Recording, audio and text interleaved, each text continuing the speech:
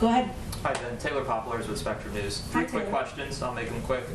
First, has the president been briefed on 16-year-old Micaiah Bryant being shot and killed by police in Columbus, Ohio yesterday? It happened moments before the Chauvin verdict came out. Yes. I said to you yes, and let me just say, since you gave me the opportunity, the killing of 16-year-old Micaiah Bryant by the Columbus police is tragic. She was a child. We're thinking of her friends and family and the communities that are hurting and grieving her loss. We know that police violence disproportionately impacts Black and Latino people in communities, and that Black women and girls, like Black men and boys, experience higher rates of police violence. We also know that there are particular vulnerabilities that children in foster care like Micaiah face.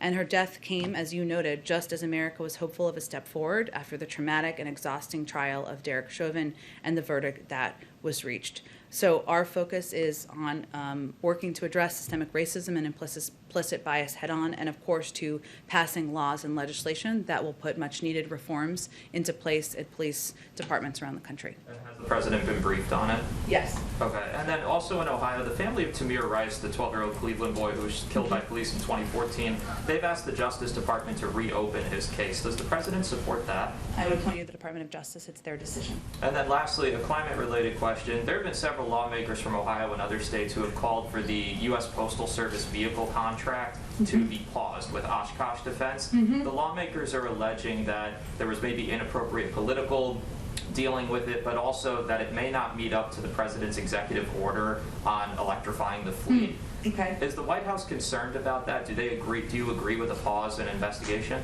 I'll have to check on that. It's an interesting question. So just to understand it, it is about a contract that a company has that may or may not meet the electric fleet objectives in the executive order. Yeah, and the Postal Service has said they'll at least be able to electrify 10%, but obviously the president has wanted to electrify the whole fleet. Yes. Okay. Let me check on that for you.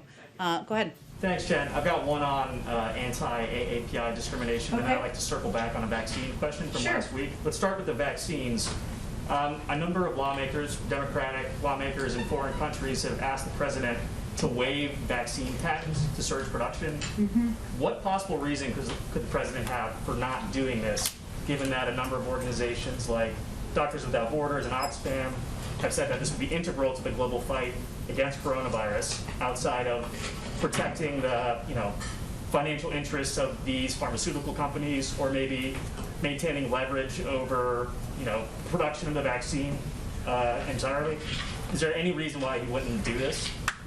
Well, I think our USTR ambassador gave some remarks related to this just last weekend, and I'd certainly point you to those. And we're certainly looking at a range of options to help address the global pandemic. But I don't have anything more from here.